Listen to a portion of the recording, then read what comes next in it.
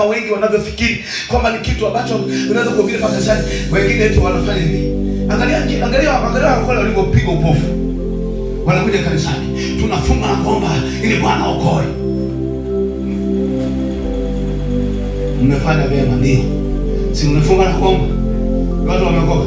Haya, kaeni hapa bwana. Wanakuja. Malaika wa Bwana walete. Sahau, kanisa litakumaa. Bwana Yesu asifiwe sana. Funga na kuomba, ndio. Baada ya kuombea, nendeni shambani mkavune. Havitatembea vije vyenyewe. Hawatakuja wanakimbia huko peke yao. Watakuja kwa sababu wamefuata. Biblia imesema watasikiaje? Yaani umekaa tu tunakihubiri. Bwana Yesu asifiwe sana. Nini maana ya uinjilisti? Ni huduma ya uenezaji wa habari njema za ufalme wa Mungu. Ni huduma ya uenezaji wa habari njema za ufalme wa mbinguni. Kwa sababu kuna aina nyingi za ufalme, kuna aina nyingi za habari, lakini hii inaitwa habari njema ya ufalme wa Mungu. Kusudi la uinjilisti. Kusudi la uinjilisti. Nini maana ya kusudi? Kusudi la uinjilisti, yani lengo lake ni nini? Moja,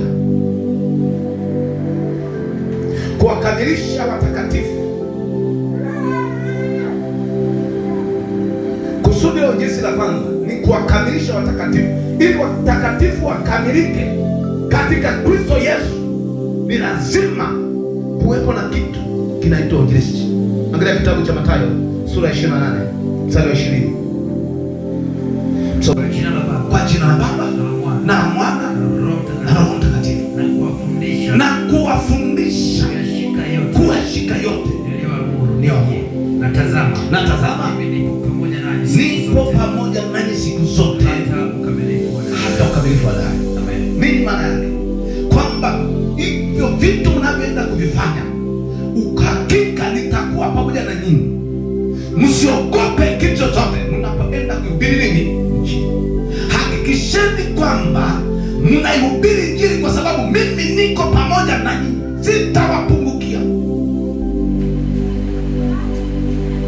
Unajisikiaje Yesu ambaye alikuwa anafuatwa na makundi ya watu? Siku moja tu ndogo, tunakwenda siku ndogo, alilisha watu 5,000 wanaume peke yao. Wala theolojia wanasema, Bwana Yesu asifiwe sana. Lakini hawaambii wanafunzi kaeni hapa mwendeni kuwafundisha. Anasema endeni mkahubiri. Hiki kilichokifanya ni kidogo, kunatakiwa kufanya zaidi. Kuna watu wanahitajika zaidi. Kwa hubirini Injili kila mahali, mhakikishe mimi niko pamoja na nyinyi. Kwa maana nyingine Yesu alikuwa anaonyesha njia. Bwana Yesu asifiwe sana. Yesu alikuwa anatuonyesha